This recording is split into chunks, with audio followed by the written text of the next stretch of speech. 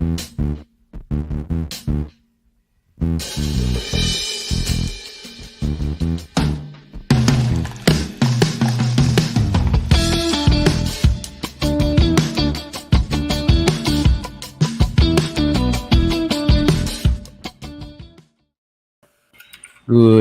evening, good morning, good afternoon, wherever you are in the world. Welcome back to Social Convos. And we are live with episode 59. I'm your host, Diego, together with Sean-Luc. Sean-Luc, how's it going? Whew. I have to say, I really like the intro song. I don't know if it's the montage that you made or it's just the song, but I mean, I get excited when I hear the song. I'm not sure if it's the same for you, but I do get excited. That was Uh, actually a question I was going to ask one of our guests that we'll have coming on. yeah. So once we get them on, we could dive a bit deeper on, the mechanics on videos, music, how that goes well together. But yeah, Yeah. um, do you think we need a refresh though, or is it is Yeah, it good standing question. Good question. Good question. the test of time? I think the song is great. I think the visual is good. I think when we reach 100 episodes, we might have to switch it up. It does have the nice talkative. We're gonna talk about something fun today, and not necessarily like this on rampage. Everybody gets excited, and that is something I do want to do today because when we go live on social convos, when we have a guest, it's all about the guest. Then we talk about the guest. We look into what is exciting for the people that are tuning in, either watching live or listening in, and then when we don't have a guest, I do feel like, and that's what I want to talk about today, is in some cases, often we geek out. And in other cases, it's good to be relatable. So, what I want to do today is go a little bit geek out versus relatable and talk a little bit about topics that are concerning everybody in Suriname, concerning everybody in the world, everybody in our generation, everybody that wants to tune in. And Okay, the floor so is definitely let open. Yeah, you can let me frame it. immediately pose the question since we're talking about geeking out and being relatable. Uh, why or how do you see geeking out not being relatable? So here's the thing about geeking out, especially if we go into the Web3 space. I feel like when I start talking about NFTs, I mean, the people who are into the space are like, yeah, we want to learn more about it. And the people who are not into the space are like, yeah, maybe next time. Like leave this episode on. And But and but I feel, yeah. yeah, but wouldn't that be the definition of being relatable and defining a niche like audience that is like really into the topic you are talking about as well, creating a closer bond of relatability? Or Okay, is it more let's like, being relatable, something more evergreen or generic that kind of the average person can understand? it's like, what do you want to be? Do you want to be like ultra niche, that you're like, okay, I'm really catering towards an audience? And here's the thing, if you're ultra niche, there's nothing wrong with that, but then you really have to dive into the Twitter space, to Twitter and LinkedIn, and really connect with our Discord in that matter, like we were discussing last week, and really connect and jump in with them. And then you have this group that's really coming in just for that. But uh I'm looking more from a skill level where I want to bring people who are not accustomed to the space in to understand the basic dynamics of something. And then it's different. By the way, shout out to Tyler. We do have to tell you, Tyler, you're gonna have to jump in back on March 15th. So that's the first disclaimer that we have to give, is that you're gonna have to jump back on March 15th. Which, by the way, I'm not in Suriname on March 15th. Oh, Oh, are you gonna be in San Diego for the I'm yeah, I'm actually gonna be in San Diego. Oh my god, how I'm going to do that? It's gonna be 7 p.m. Oh, that's gonna be a wild episode. We might have to schedule even a week later then. And on the 22nd, I'm traveling. Diego, We'll figure it out. We'll figure it out. we'll figure it out. And I'm also on But the West Coast. So now you're really putting me in a pickle. I'm also on the West Coast. So what's the West Coast standard time at the moment? that's Pacific time. A Pacific West time. Coast is Pacific Pacific time. It's like Pacific. 4 or 5 hours from us. Okay. So it's 5 hours difference. So that would be at 4 o'clock. Wow. It's gonna be during the closing keynote. Okay, this is gonna be interesting. I see. Here's the thing, Diego. This is something that we should discuss. When we started out social confoes, it was due to COVID, Yeah. And the and now timing, everything, we everything scheduled was around it. perfect. Everyone is home, taking Yeah. their sweet time. Now Tuesday is still a great day to go live in the evening. But as things are changing, there are gonna be events and things like that. Okay, this is gonna be fun. Tyler, we the love is mutual, man, and yes, we're gonna make it work. I just have to figure out how I'm gonna make that work because if I'm scheduled to work, I'm actually scheduled to work. So that will be interesting. For those that of you that don't know, I'm leaving on the 12th of March to go to San Diego. It's basically an annual trip for me. I'm a volunteer at the Social Media Marketing World, which is the biggest social media conference in the world, and and I will definitely go into it more with our guest on the 15th. For me in 2014, the social media marketing world kind of changed my perspective on what it meant to have a career in social media. So I basically go back every year, and for the past three editions, I think I've gone as a volunteer. So I no longer go to actually experience the conference as a You're participant, actually going to experience the conference. but I actually and the volunteer work that I do is really behind the scenes, and I really love it. So for me, it's really going back, looking behind the scenes, looking at a conference that is at its peak was I think 20 times the size of our conference in Suriname, Hmm. both in volunteers and actual attendance. I think live attendance was around 6,000, like 4 years ago. 6,000 people joining the social media marketing world live. And the volunteers were over, I think, over 150 volunteers. So you just have to imagine the event is so big that they had over 150 volunteers.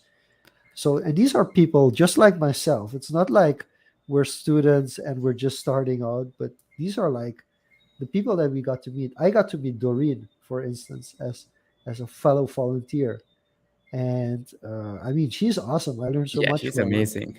So these are like actual people who have like big social media careers as well, who just volunteer for the sake of it.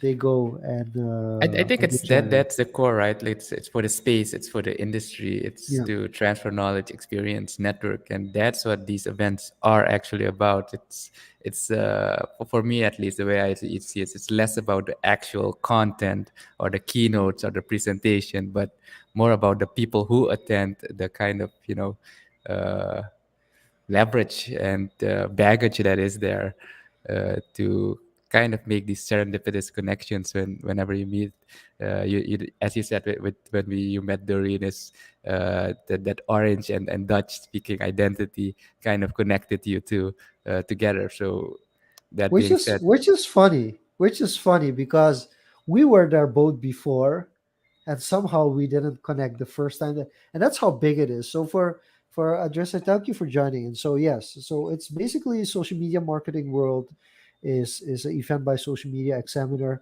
and they have been doing this event for over 10 years. In San Diego, it started out in the Hyatt, in the Manchester Hyatt in San Diego. When I went in 2014, I think it was already at 2,000 attendees, and it grew to 6,000 plus in 2018, I think. And they ended up renting part of the convention center in San Diego. That's how big it was. So they took, I think, one third or one fourth of the convention center. And I've been lucky enough to be part of the volunteer staff for the conference, and that's basically where I'm going. I'm not going alone. I'm actually being joined by one of my business partners this year, and the last time was 2 years ago. Our conference director joined in as well, so we get a learning experience and also to enjoy San Diego. And one thing that's different this year is I'm not flying through Miami. Usually I fly through Miami to go to San Diego, but this year I'm gonna fly through Panama. So I'm gonna fly from Paramaribo to Panama to LAX and Interesting. experience that for the first time. So that's also, so while we were backstage trying to get everything started for this episode, I was in contact with the airline, making sure I had my ticket. So that's finished. We still have to do a couple of things, other things, but this will be my first time flying in uh, That's pretty cool. to US in Los Angeles. True. So that's completely different experience. Yeah, the Panama Road is something I'm looking forward to. It adds another option for us to be able to travel to the different destinations. But speaking of geeking out and being relatable, let's keep it at a conference a bit. You've attended like 4 or 5 social media conferences in San Diego already.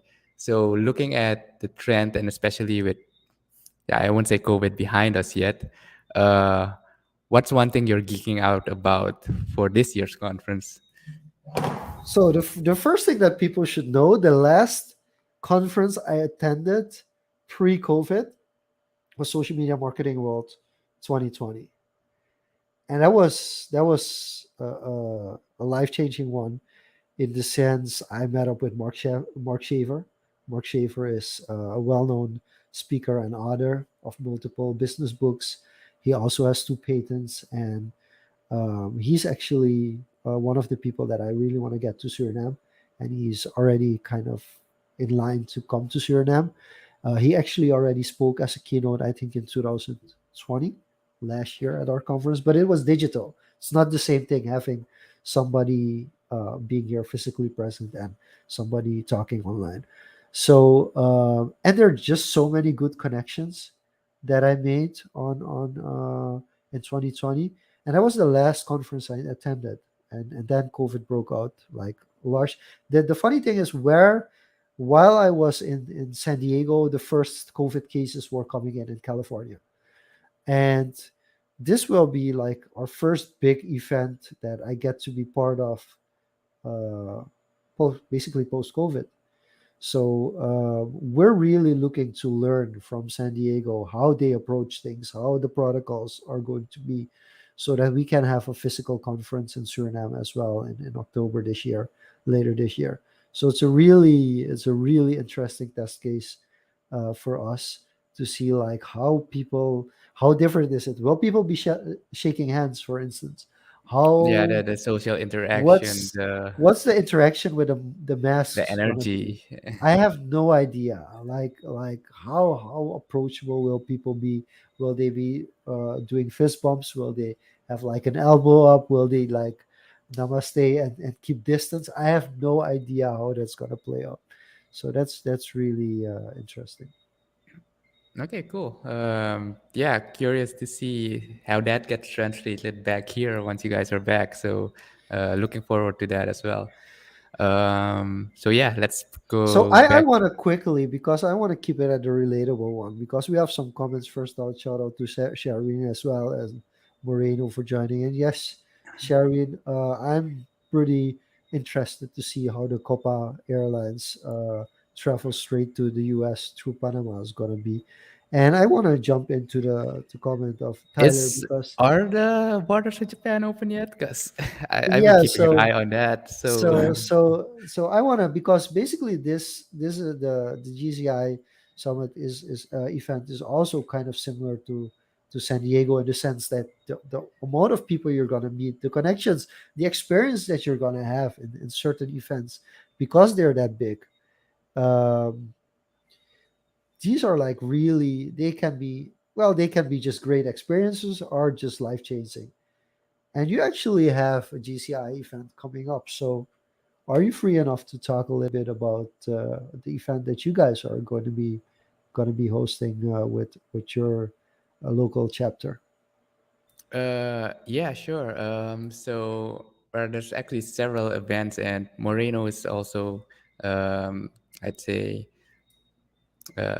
leading one of them. And it's not a chapter level; it's more like a national level.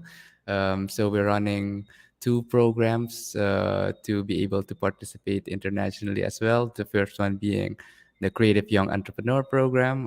That's the one I'm running, and Moreno's running the TOIP, 10 Outstanding Young Persons. Uh, and we'll be running it from this month, March and April. So we are able to, I guess, submit in May when the Conference of the Americas takes place. So the first one is more for business people, the creative young entrepreneur, people who have a business, who have an idea, and who want to get to the next level, pitch in front of a expert panel, and get tips, advice, potentially get investors, and uh, go moving forward to the Conference of the Americas, pitch for an international audience. I had the opportunity to participate last year during the pilot version. That's kind of how I met Tyler as well, and he was also one of the participants who made it to the finals for the world competition as well. And the TOYP is more like a community driven for identifying people who are just contributing to society, and to get more of a recognition by the community. So keep an eye on those two, definitely. So quick shout out as well to Jonathan. Listen, Jonathan, and like people that are tuning in, we like to go with a group to San Diego. Please keep that in mind. Like I'm telling you this, but in the grand scheme of things, Giano Fancante is also going, and Giano and I think this is our gonna be our third trip together to San Diego. And even Also if we don't, volunteer. yeah, also volunteering. And even though we don't have the same kind of travel schedule because he flies in from Curacao and I go from Suriname, it's kind of this kind of bonding situation where you're kind of building this Caribbean vibe as well. And I really want to have more people because I think people underestimate this conference. People underestimate social media in general. First time, yes, Gerald, you should just join. I mean, the first time that I went to social media marketing world was in 2014. And when I was in 2014, that was back in the Hyatt, which was 2,000 participants, and I was blown away. I couldn't figure out which sessions to go to because you have to imagine at that time there were already like five parallel tracks. So basically you have to do at the same time at every moment during the day except for the keynotes, there are five simultaneous sessions and you have to figure out which one you want to go to. Do you want to go on Facebook advertising, or do you want to go corporate strategy, or do you want to go into LinkedIn groups, or do you want to go in organic traffic, or do you want to go? So basically there's so many things happening at once that you don't have the opportunity to follow all. So I was a little bit overwhelmed when I went in 2014. And then when I went in 2018, because it took a couple of years to go back. But once we started with Ineffable, one of the things that I promised myself when we started the social media conference here now, which is kind of loosely based on the social media marketing world, I told myself I have to go back. And I already knew how overwhelming it was in 2014. So at that time, we went with a group which consisted with Megan and Jill as well. So we're four of us, four Surinamese people were there. And I told them in advance, like, guys, this is going to be overwhelming. Make sure you pick your battles, you pick which sessions you go to. And at that time, it moved from five simultaneous sessions to eight simultaneous sessions. So you can imagine that if there are Oof. eight simultaneous sessions, you get information overload. And that's just following the sessions. That's not even networking. That's not even meeting up with people that you want to attend to. That's not even like, and there's networking on a personal level doing the conference, but then there's also online networking. So in 2014, whenever I met somebody at the conference and we connected, we found out that we had already connected through Twitter. So a lot of people that I was meeting up with, and we were like, hey, let's keep in touch. And then we would go to Twitter and we were like, oh, we're already following each other. And these are like people that I'm still in touch with. Some of them are even speakers that that I kept in touch with through all these years. And so, Jonathan, yeah, let's definitely team up next time. It's going to be back in 2023. Yeah, So the just bigger the start group, planning the it. yeah, the bigger the group, the more fun it is, and also it gets a bit cheaper once you're in a group because you can Yeah, room share, you can share transport, like get a big car and kind of carpool around.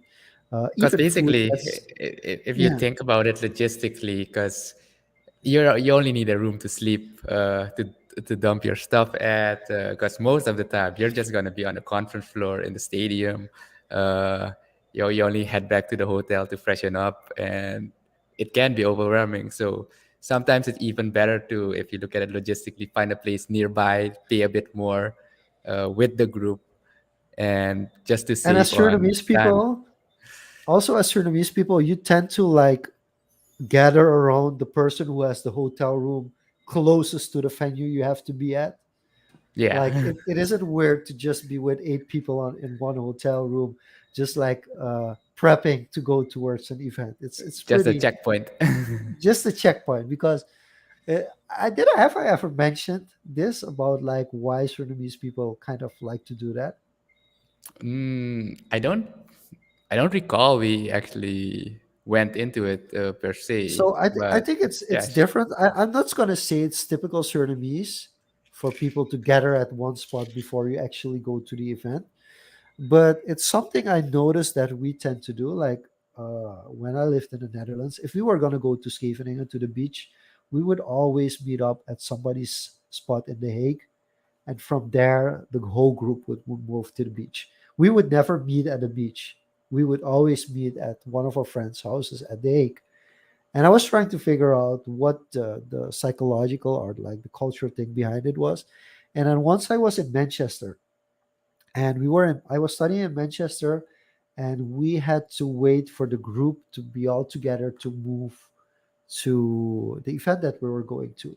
And we were standing at the bus station in Manchester. Now, I don't know how much it has changed, but back in 2009, the Manchester bus station, there was nowhere you could hide if it was heavy rain. Like you would get wet wherever you were standing. There was like no space that you could move in, that you could stay dry. So basically, we were waiting for half an hour for one person in the group oh no. in the middle of the rain. And that's when I realized this is why Surinamese people always meet at somebody's apartment. So everybody can just come in their own time, and there's like a space, a window of 2 hours in which people can come together. And then when everybody is there after 2 hours, okay, if you're really, really late after the 2 hours, we're gonna meet you at the event. But it kind of has like this group thing where we kind of and then we move together. I think it's also, if you look at it, it's how, oh, I forgot the terminologies about it, but it's you have the um I'm drawing a blank. You have the individualistic type of, more Western type, and you have the more communal community type. And I think Surinamese culture tends to be more on the spectrum of community It's the side. communal. Yeah, Yeah, we're going and into Hofstede here. National Hofstede, cultures. yeah, Yeah, yeah, forgot that was the term. yeah. Yeah, We're more of a collective. We're more of a collective collective culture. collective Yeah, culture, yeah. exactly.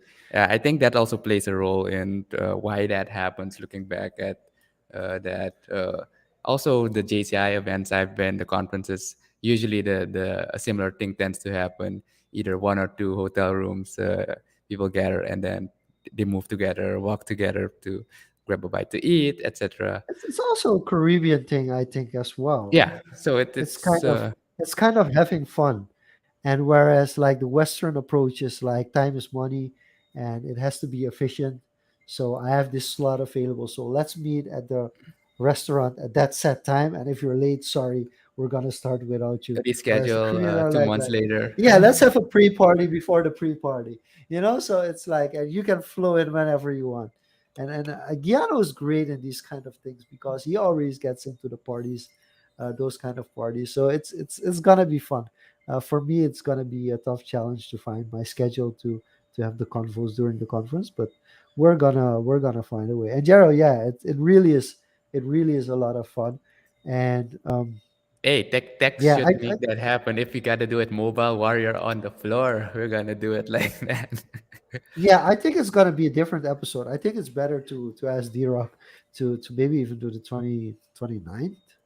It sounds so far away, but I think it might even be It's better. gonna go fast. My God, Yeah, I blinked and it was March 1st already. I like, wait, where did the time go? yeah. So yeah, And but the 22nd is most definitely going to be a travel social confoes. I have no idea what we're gonna do, but I'm gonna be at the airport in Panama. That's something I can guarantee you. we could do a social experiment. Yeah, I think this is gonna be a very interesting social experiment. I'm challenging myself right now to make this work. I really didn't consider that this was going to happen, which yeah, which is gonna be a lot of fun. Awesome. Yeah, looking forward to the updates on the conference. So let's dive it back to our geeking out versus being relatable, and we've kind of explored this geeking out and being relatable part a bit, and yeah, where do you want to take this first on the geeking out part? Because when we geek out, yeah, we geek out. We Is it we more geek like the out. language we use? Is it more like um, at what point do you notice that, or do you feel like, or we have a core group of audience, but that we're going a bit too far that they're not able to follow as usual anymore? No, I don't think it's we're going too far or the audience is not following. It's just that how do you make the first question you should ask yourself something like NFTs, is it ever going to be mainstream? Like just like collectibles, have collectibles been mainstream, or can you just say like some people are just not prone to collecting stuff. They're not. I'm a hoarder, for instance. Uh, I've been trying minimalistic courses to kind of throw things out of my house, which I really need to do now because I'm looking in the office and I just want to I'm throw pretty things out. proud of myself on going that minimalistic route on certain things, especially uh, I used to every once or twice a year do a big cleanup, but the past couple of years, like I've bought very few new stuff. I have a set pair of pants, fashion, etc., and it's becoming really smaller and smaller, and it's not necessarily like I want that, I need that. I'm also thinking of it like practically, like, well, is it useful in that sense? So that's one thing I am proud of myself for progressing, like keeping that pace and not being wasteful. Of course, you can splurge every now and then, but I've been more conscious on it, and That's why I kind of like even the hoarding that's part, why I like like NFTs. No, but that's why I like NFTs, kind of because it it doesn't removes that take like logistical physical nightmare. space. Yeah, it doesn't take the physical space, and then I'm like, wait a minute, I like if I can't call it like the dozens of NFTs. Okay, some NFTs are worth like not even worth a penny. So I mean that doesn't matter, but like it's a lot of for some people worthless stuff, and that's where I think about the geeking out part. That it becomes to an extent that I can really get enthusiastic about D City, for instance. Yeah. And like, even if you're a big SimCity fan, if you used to play SimCity when you were a kid, you might not get excited as I am for D City. So these kind of things that I feel like we're drifting off a little bit too much towards the geeky side. Okay, so for some context to put it into boundaries, why we say it's not mainstream yet. So a few days ago, I just went on. I was geeking out, checking out some stats, so really diving into, and I checked the ranks and stats on Ethereum, the wallets on OpenSea, and we can but assume that that's has the biggest, it is the most mainstream, even not remotely close to being traditional mainstream, but that is the most adopted. That's the general consensus. And what I saw was from the total market, there's about around 2.5, not even 3 million active wallets, Ethereum wallets that hold NFTs, that have an NFT in their collection. And imagine some people have multiple wallets. So you can say like 2 million is the population of people who are actively or remotely active. And I did some, uh, based on the data, I'm not sure how accurate that data is. Um, One of the wallets I checked that had like one NFT, one of the impact theory NFTs, like only that was in the top 50th percentile. They're just the relentless, just that. So, and that just showed like, wow, a lot of these wallets have just either have none of the mainstream project or are just exploring like Polygon or the very the ones you don't hear or see even. So that's just to give a brief description of how little activity there is still compared to traditional. So if we're talking about being niche, I think that is still pretty niche. How do you feel about that? Those Yeah, numbers. so it's really hard because I'm gonna give you an example. The very first NFL NFT that I got, my very first out of my first pack, the first moment that I got was a Tom Brady uh, debut. So it wasn't a rare; it was just a common debut. There are 10,000 serials of it. So there are 10,000 editions of it. But it's the official Tom Brady NFL NFT debut, which also happens to be his record breaking throw. See, with that throw, he broke the record for most yards ever thrown by a quarterback in NFL history. Very special moment. Yeah, but there are 10,000 of it. Still, 10,000 is, people thought that 10,000 was a lot, but apparently it isn't. No, so here's the thing, like in a brand scheme of things, if in 50 years from now, this is like mainstream, like real mainstream, and we have millions of NFL fans who are actually in possession of NFL NFTs, like this can be considered one of the holy grails, Yeah, and you can right? also imagine people. Some people are gonna lose their wallets. That's just gonna happen, or lose access Why to do we it. have to bring why do we I, have to I bring that up? I'm not Let's bringing. yeah. It is the reality that there are gonna Yeah, be assets that are kind of like lost in limbo, and which yeah. amplifies this digital scarcity. So Yeah, but that means that for 10 years, and that's the whole thing with the book games as well, for keeping your NFT. I mean, you can flip it if you like know how the market works. You can flip it and you try to get. I mean, you've already won basically because you've already have something that has real value, and then you get into the point where people are like, just let's flip it, let's make some money off of it instead of keeping it as a collectible for what it's worth. I mean, I'm almost considering getting an enough what is it called, infinite object with this Tom Brady. mm, mm. I don't know if you know infinite objects, but infinite objects is basically like this high tech kind of. Um, it's basically a video frame, I mean, you can just buy a video frame or video photo frame, put your USB B in it, and just put all your sports collectibles in it and put it on the wall. Like you can do that, but this infinite object is really like very stylish and beautiful. And then you're Yeah, like, I see what you mean. It's yeah, should you do it or do it? Tyler, no, I did not lose it. Let's be very clear about that. I did not lose it. I'm not gonna lose it.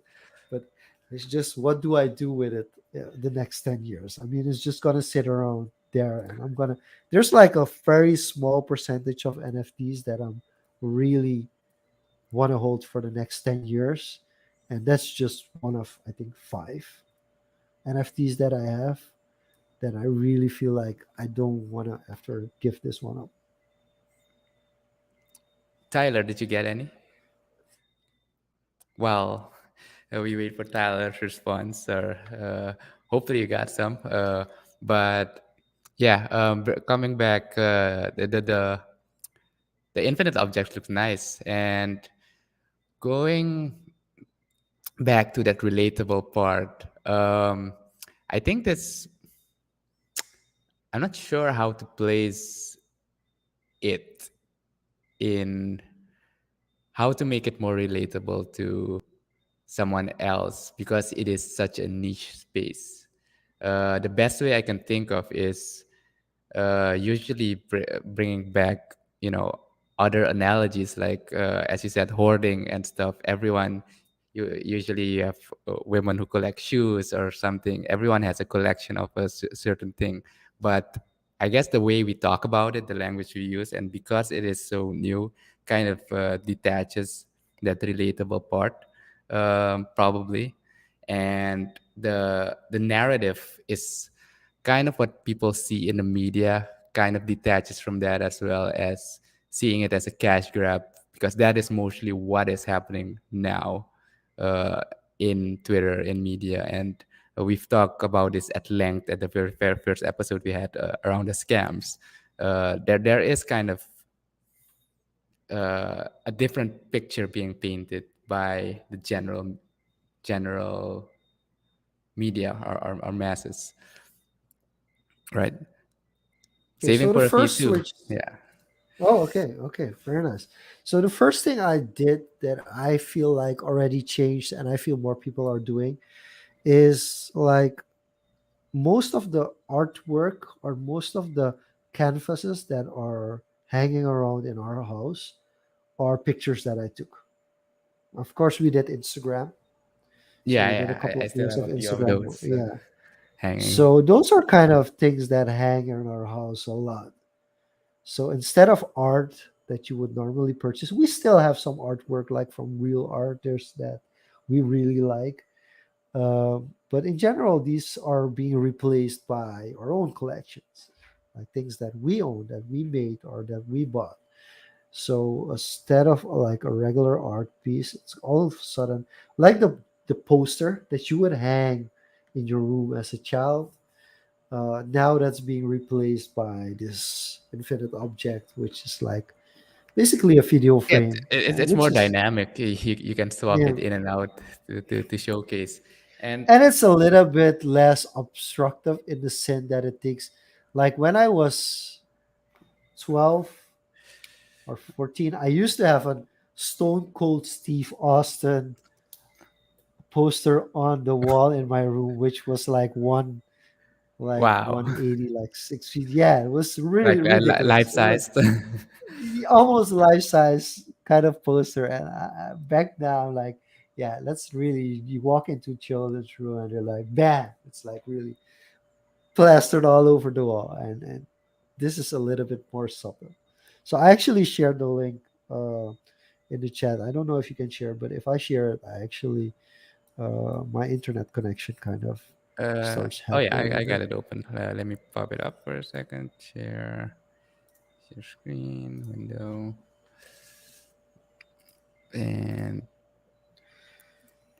yeah, Yeah, so for people that are wondering, like I do these not are want like an infinite account. objects. Yeah.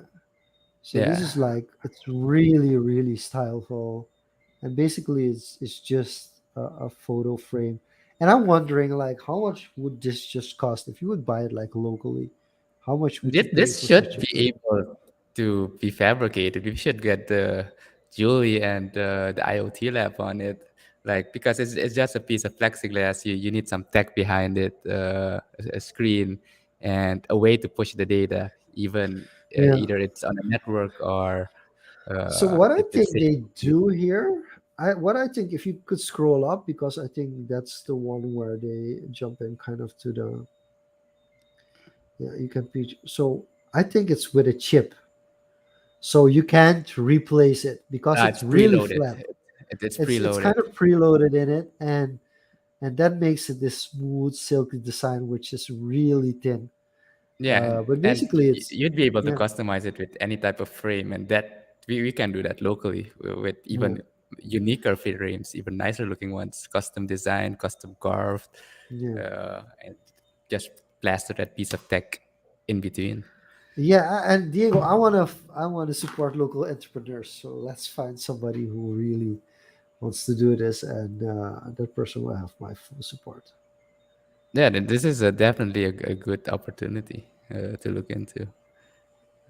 And as you said, this is a different avenue we could take to make these things more relatable, moving towards digital and or kind of merging the traditional and the digital in a space. Yeah, I think that's one of the steps we need to make. Another step we really need to make is like have a good NFT project for Suriname in general, um, which is kind of hard to do if you I ask me. I want to talk about that for a second because in the groups or oftentimes not just the groups, when it comes to tech stuff, new technologies, new stuff, we always approach it from the lens of we need to make something for Suriname or uh, through that lens or how can it benefit. And it's very less through the lens of how can this be adopted by the masses, how can these customized frames carved by our indigenous be mass produced and be shipped to someone in Estonia, shipped to someone in Vietnam, and adopt a global market.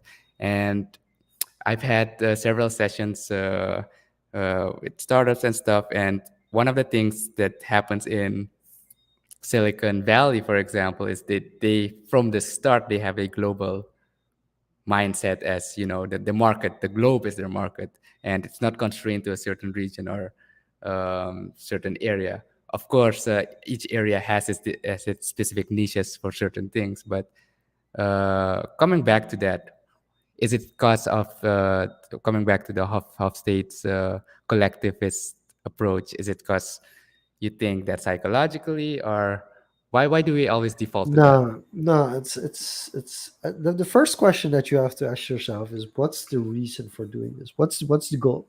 So if the goal is to make money, which is the case for Silicon Valley, the approach is always going to be like search a market where the biggest market is. So you first have to differentiate to let's say we're going to do an NFT project in Suriname, then you can have two goals. The first goal is very commercial, it's almost capitalistic. It's like saying, I want to make as much money as possible with an NFT project, the Surinamese NFT project. And your goal is to make as much money as possible and to get as much profit as possible, or at least have the highest turnover as possible.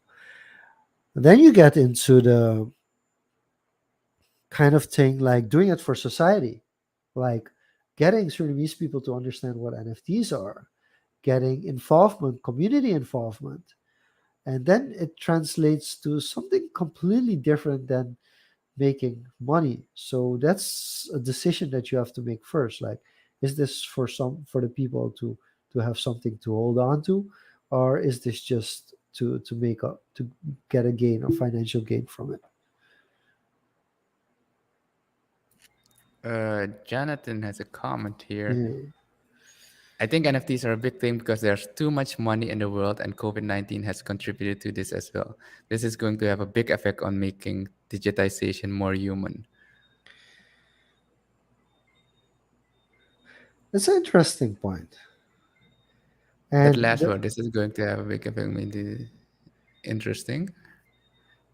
care to share your thoughts, Jean-Luc? So I want to focus on. You can focus on the second part. I'm going to focus on the first part. Is there too much money?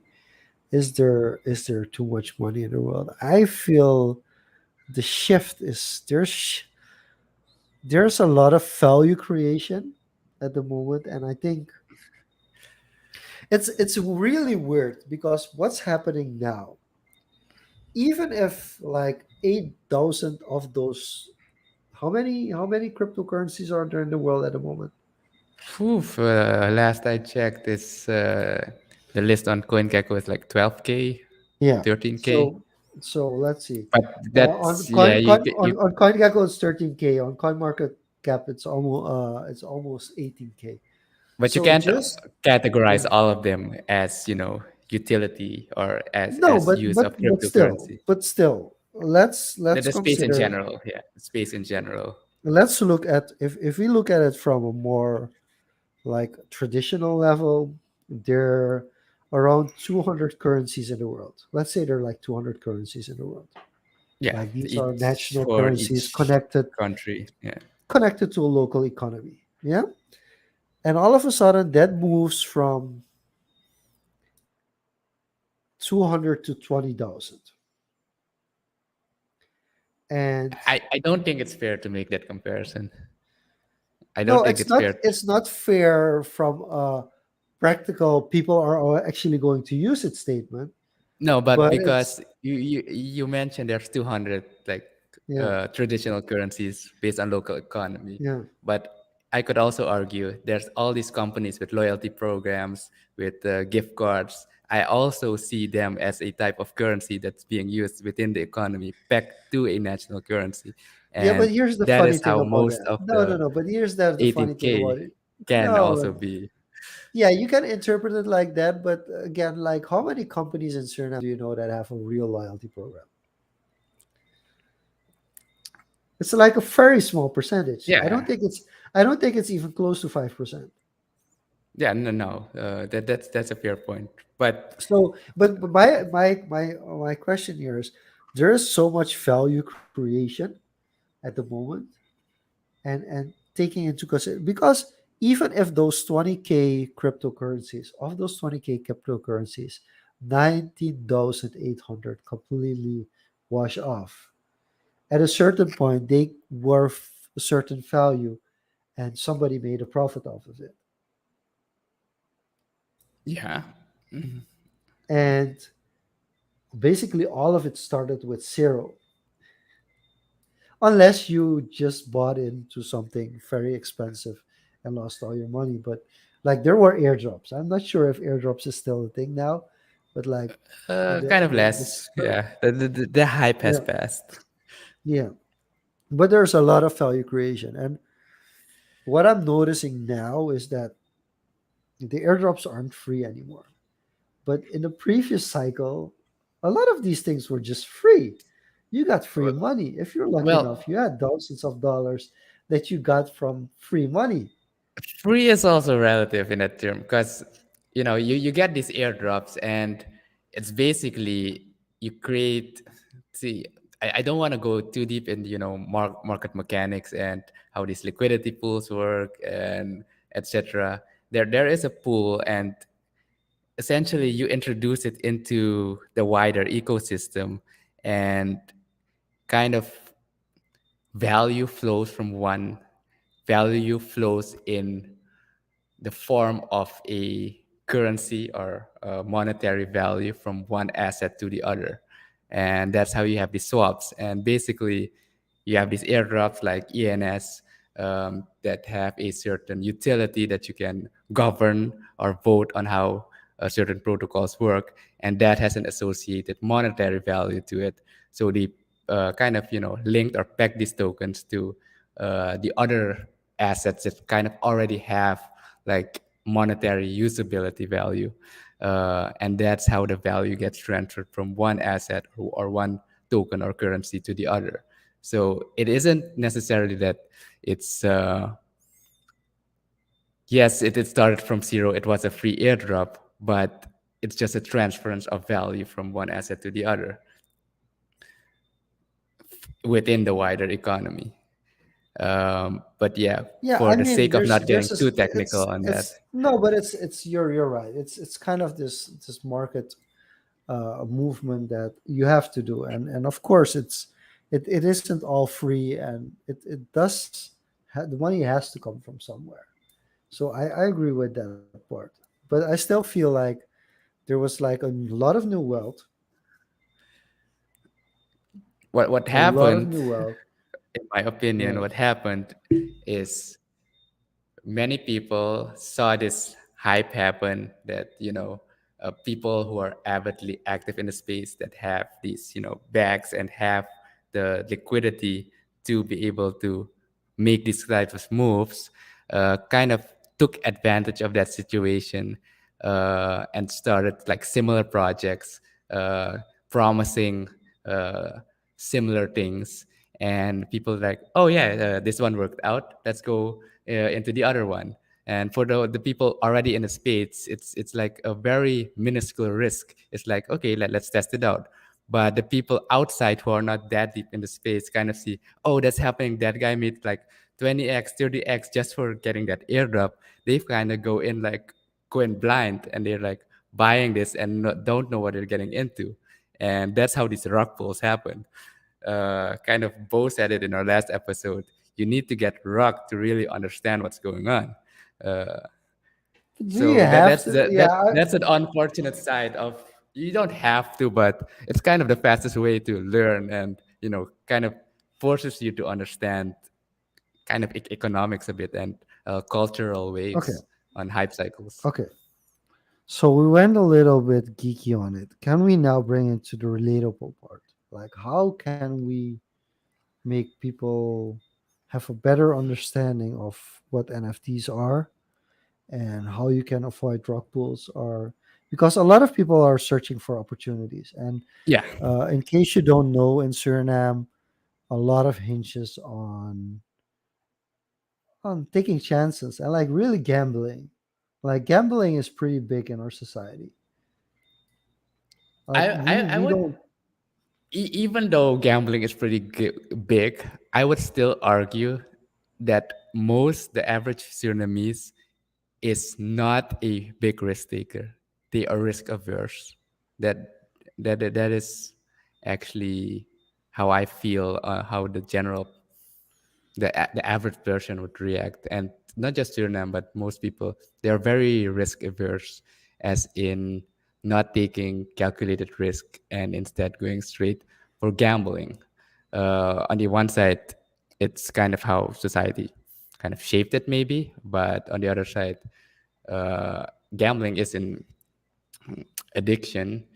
And thirdly, um, some people are just forced in certain situations, and then it's like all or nothing. But someone who is in a stable position, has a job, etc., tries to make ends meet every week, every day, they're mostly risk averse. They're just trying to retain what they have. And the people who actually make uh, more profit are the people with usually entrepreneurial tendencies. Those are the biggest risk takers, but even that is a small group. So I would say that no, we're not risk takers for the most part. It's more like risk aversion.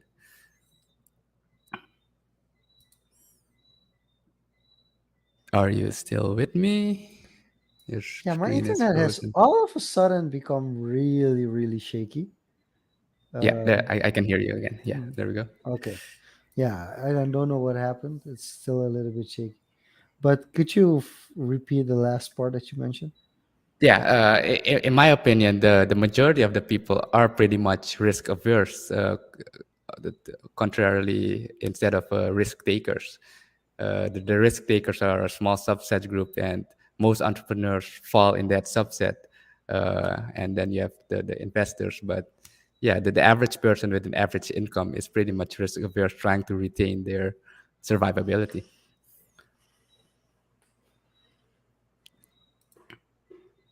Yeah.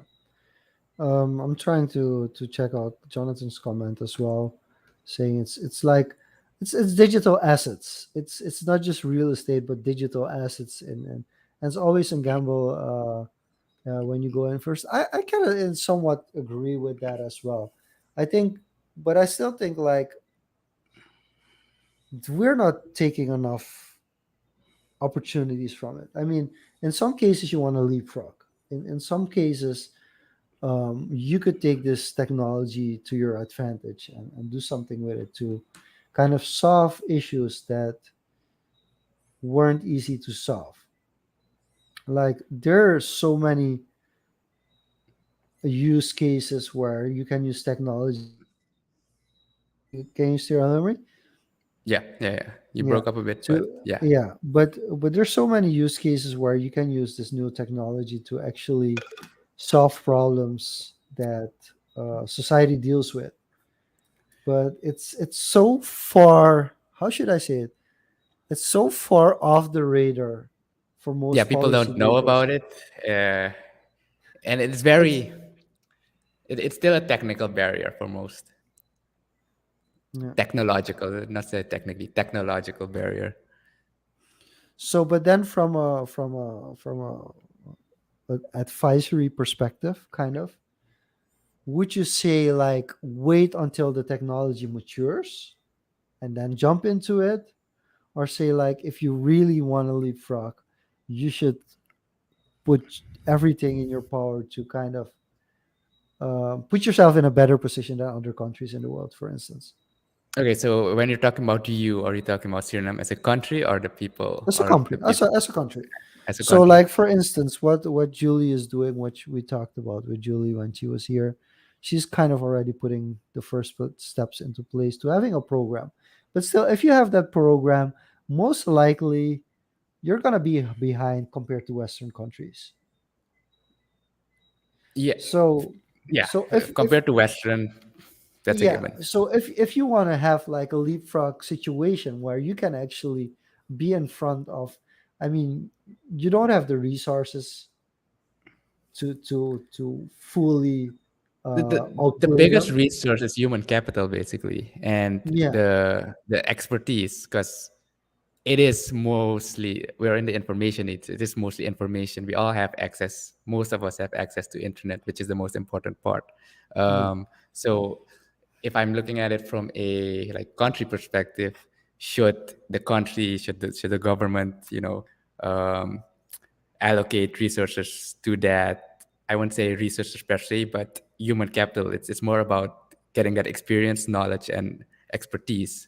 There are But people in the tech space. Uh, should the government do that? Because like the government is a pretty rigid system. yeah, no, it shouldn't be the government. Yeah. In my honest opinion, it should just be the people with an appetite for innovation and technology, and mostly the younger entrepreneurs trying new stuff to give take a look at this at least. Um, and if we're talking about leapfrogging, with new technology, it's either, first mover advantage is you take the biggest risk. If you have the capital as well, you can also make the biggest gains. But that's a risk reward play. I think the a more appropriate approach would be a fast follower, while keeping a close eye on the trends that are happening, keeping a close eye on the technological, because the development cycles are so fast. In a few months, things change. Keeping a close eye on that, but learning from others, the West, see what works, and following up quickly on that. But not be a late adopter. So I think the sweet spot, that the most practical approach would be fast follower in the current position we are in. But do you have the resources to be the fast follower? What resources do we need?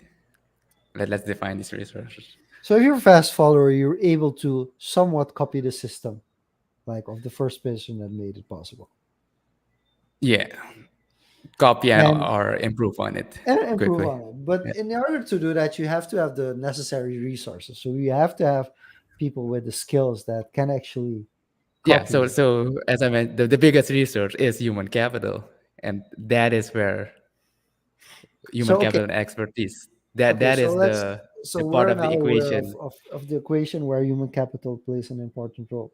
And the next question comes: to train this human capital to maximize its potential, how do you do that? Like the traditional school system is not going to work for that, or Yeah, is it? that is the tricky part.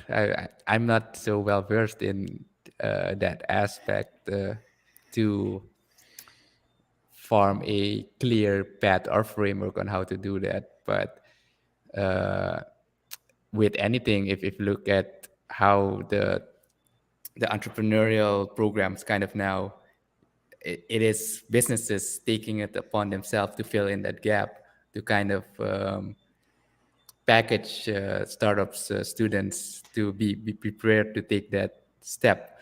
And it's gonna be a, yeah, kind of contradictory slow process trying to fast follow, but you're gonna have to start with a small core group and not uh, kind of niche it down and not try to deploy it to the masses at first.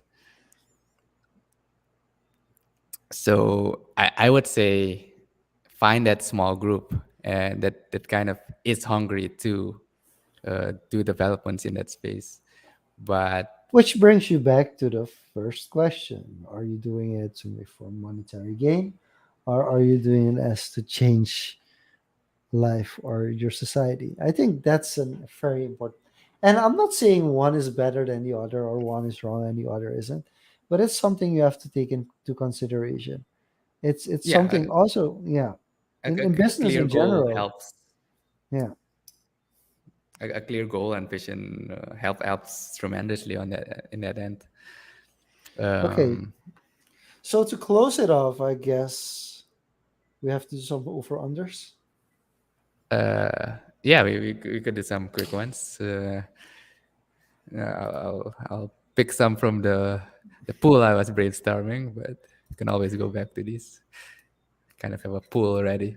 So how like do you want to do it like thematically, or you just like shoot anything you have towards me and I'll figure it out? Um, yeah, let's go with anything. Okay. So, for those of you who are not familiar with this segment of the show, welcome to Overrated, Underrated, where we ask each other or our guests the question whether something or not is overrated or underrated, or in some case, properly rated. And of course, our guests are, or we are free enough to elaborate on a topic, whether we like it or not. Um, Diego, you can go first. Blue check marks, Oh, you overrated or mean like underrated? you mean like verified Yeah. profile? Ah, I think they're properly rated. Okay. I think they're overrated in the sense that the value that a blue check mark adds to your status, but they're a little bit underrated in the sense of how important they are to platforms, how important it actually is to have a blue check mark. So I would say properly rated. So for you, let's start off with coffee. Uh, Overrated. I don't drink coffee much myself. The only type of coffee I drink is iced coffee. I do It's not not need. really coffee either. I don't really need that, or I'm not addicted to that caffeine. I can drink a coffee now and then, but I'm more of a tea person. So for me, coffee is kind of overrated. I do admire the people that go through the whole roasting process, and you see all these videos roasting it, slow malting, pouring the water in a certain way. That is quite fascinating. But coffee as a drink itself, kind of overrated. Okay. All right. Next one. Uh, should I take this one from this? Yeah, let's take this one. I'm gonna cheat here. Uh, Wow. Gaetano asked, "Is the whole crypto space overrated or underrated?"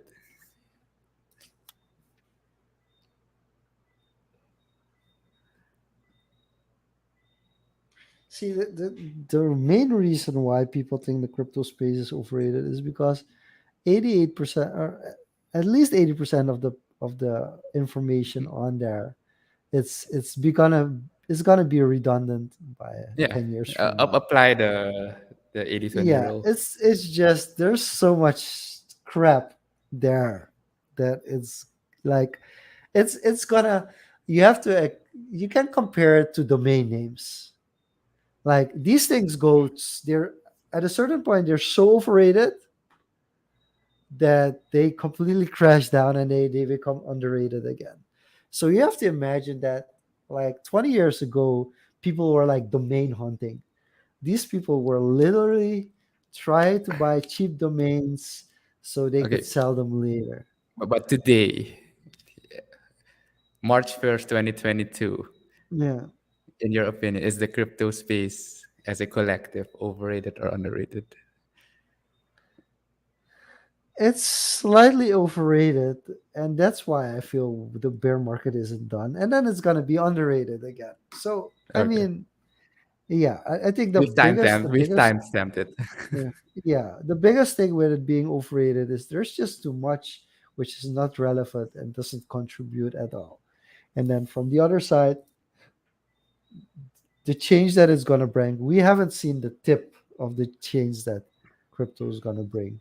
Um, so from that perspective, it's a little bit overrated.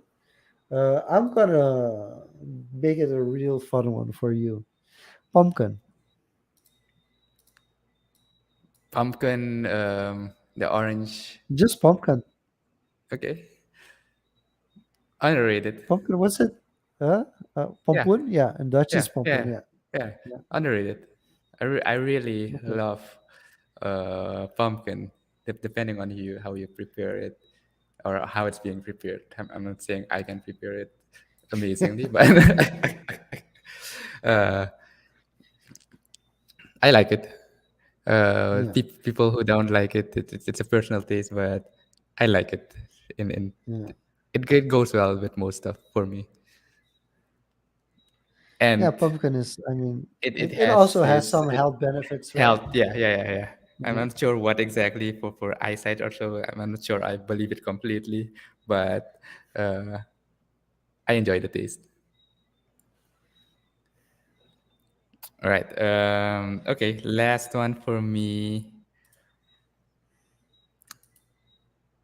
Going old school pop culture. Pokemons.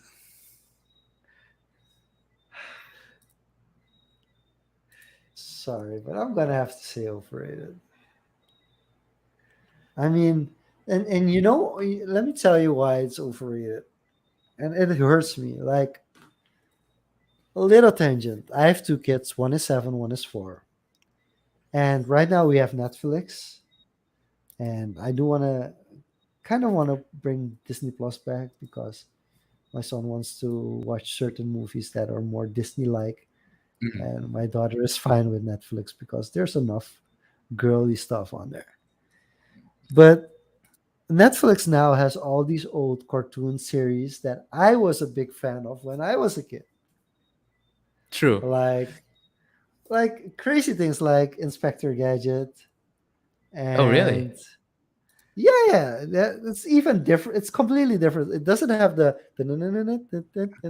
kind of tune. It's still hidden somewhere, but they kind of tried to reshape it to make it work and appeal for the younger audience, like Inspector Gadget, but also Tom and Jerry, just like classic stuff, things that I really enjoyed growing up. And I try to kind of put it on to make my kids watch those cartoons, and they're like, "No, we're not buying this. This doesn't work for us." And they're taking these kind of new shows that I don't have anything with, which I have to admit are pretty damn good and actually better than the old stuff that we used to watch because it has evolved. So yeah, I'm kind of like if you're good and they manage to kind of keep the brand going, the Pokemon brand going, it can be it can be properly rated. But for me, as somebody who hasn't been like really into Pokemon, I mean like I the only thing the level of knowledge that I have about Pokemon is that Pikachu is overrated. That's the only thing that I know. Like when it comes to actual powers, like I know he's not even on the top of the food chain, but everybody knows Pikachu, but he's Yeah, not even near like one of the like the powerful. poster child. Yeah, it's just a poster child, which is weird. Like it's like a franchise saying like this isn't even our starter, but this person looks good, so that person is going to be the face of our franchise. But it's not like even real one of the real legendary stars. It's kind of weird. I'm trying to wrap my head around it, but it's just weird. So from that's the level of knowledge I have of Pokemon. I don't know how to play the game. I never played Pokemon Go, so for me it's definitely I don't have the same connection with it. So it's kind of a subjective overrated. Yeah, but the whole Uh, overrated, underrated is subjective. yeah. So since you went old school on me, I'm gonna bring old school back on you. Reading books, and I feel like I asked this already, but I think we did, but to reiterate, I think it's still. I'm gonna go with properly rated this time, just because aside from just reading the book, there's a different pace and perspective that you get from just reading a book, but with all these different platforms, especially podcasts and the spaces, the live audio spaces, the amount of knowledge you can gain by combining these types of media, just reading online, reading a physical book, kind of um, enhances your comprehension of subjects. So when I read a book on a certain topic on negotiation, and I see just today I saw Tom interview Chris Voss, the author of Never Split the Difference, which I read like 2 weeks ago. Kind of like I watched that podcast interview. Uh, so I think it's properly rated, and why? Because it's like a complementary tool to just enhance your comprehension of certain subjects. okay. Can we quickly jump into it? Sure. Should you really never split the difference? Um, This it. see this, I'm and not I that have saying. this. Yeah, no. See, here's. I mean, we have a book club that reads book. Well, I'm part of the book club, as in I'm part of the WhatsApp group. But when it comes to actual books read, compared to Hmm. like other members, I haven't read them. I've even been close to reading them all. And so one of the things that comes up is like at a certain point you have people's style and you have also writer style. And Yes. I feel in certain sense that these kind of books actually generate a problem because there is this need that one should win and the other is not winning. Well, let's put it like this. I think you shouldn't judge. I can't believe I'm saying this. Judge the book Yeah. by the A book cover bag. or the title, or the title, Yeah. because usually the title is either kind of It's kind of baity, deceptive, of course. like the Yeah. 4 Hour Work Week, for example. Yeah. But after having read it, Yeah. I don't say you should never split the difference, but it is one of the most practical, well written, like really practical style book on how to approach certain situations. And it's coming from an former FBI agent who was the top negotiator in life and death situations, Yeah, but then applying the. again, you're a negotiator. So here's the thing: when I walk into a conversation, the, the reason for negotiation is to keep the peace and not have somebody win. Yes, If you exactly. understand And my point, that is what you yeah, get out of the book from most of the awesome. examples. So It's definitely underrated. And reading a book takes time. We're so fast. Yeah, we're really into yeah, instant gratification. The instant gratification is real because I think it's pressure. It's just general pressure. Like to go full circle, I'm flying out in less than 2 weeks. And there is so much in my head that I feel that has to be done before I leave. I can't get it out of my head that I have to get this and this and this and this and this and this done. And I feel in that sense, atomic habits does help in a way. It kind of it moves you away from saying like I have to have these goals instead of getting better at something that will Yeah. make it easier for you to achieve the goals.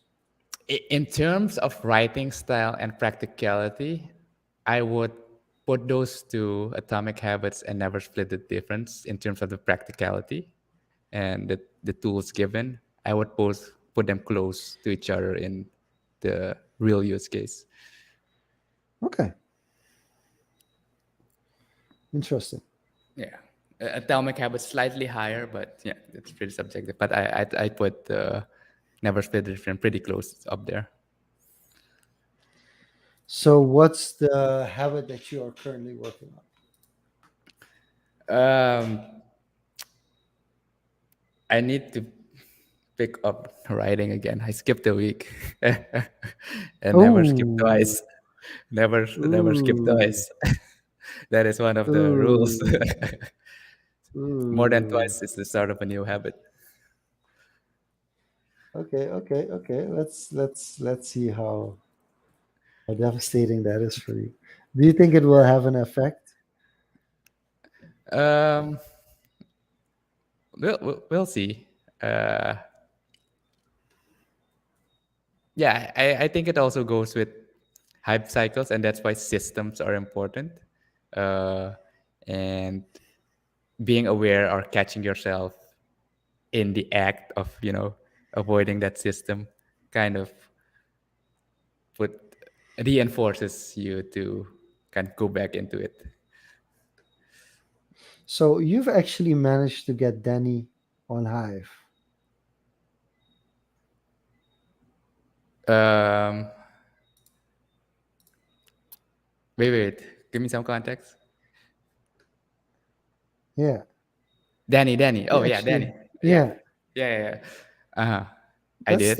that's pretty cool. That's pretty and and, cool. and no, but there was a specific reason to, and he is posting weekly.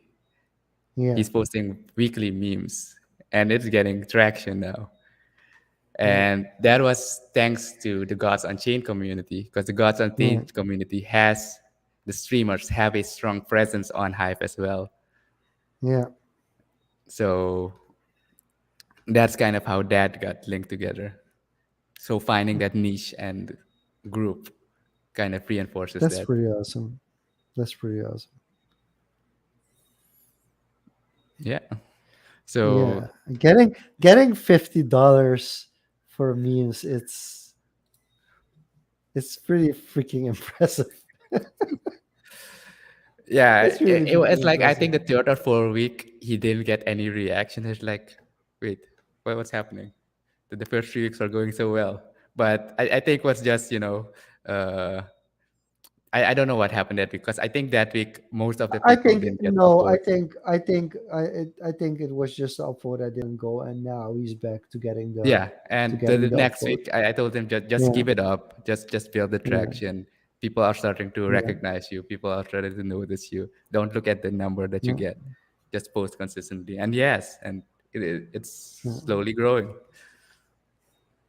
It's for me. It's a really really interesting use case, and I feel like, and that's something I really want to do, is kind of figure a way that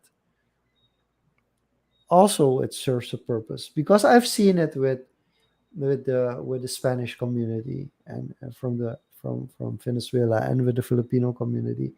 It's really like like supporting each other, and I think you want to build in at least a support system that people appreciate each other. So for me, my habit is actually going back to posting daily and being a little bit more involved because I tend to drift away.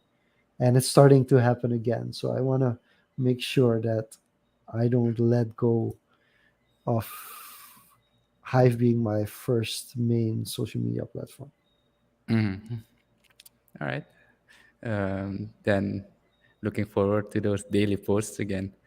Gotta pick it up. Yeah, but they're not gonna be that long though. It's gonna be short. It's just gonna be, and that's also something that I have Don't to like. overcommit. I shouldn't overcommit and Yeah. go too deep and go fully into things. With that being said, I think it's time to close off Yeah, social that's a nice confoes. place to Are close it there up. any other things that we need to share with people tuning in? Um, we will be definitely be back next week at 4. Next week because we have a guest from the Netherlands again. We're rolling them in more often now, accommodating. And yeah, tune in next week at 4 Surinamese time. Thanks everyone for tuning in this awesome episode again. Fun one. It always gets fun when it's just the two of us ranting and go, going niche, and we kind of went meta today. And as usual, this episode will be released on the podcasting platforms on Saturday. With that being said, Shanduk, close it up. This was Social Confoes. See you back next week, same place, a little bit different time. Bye bye.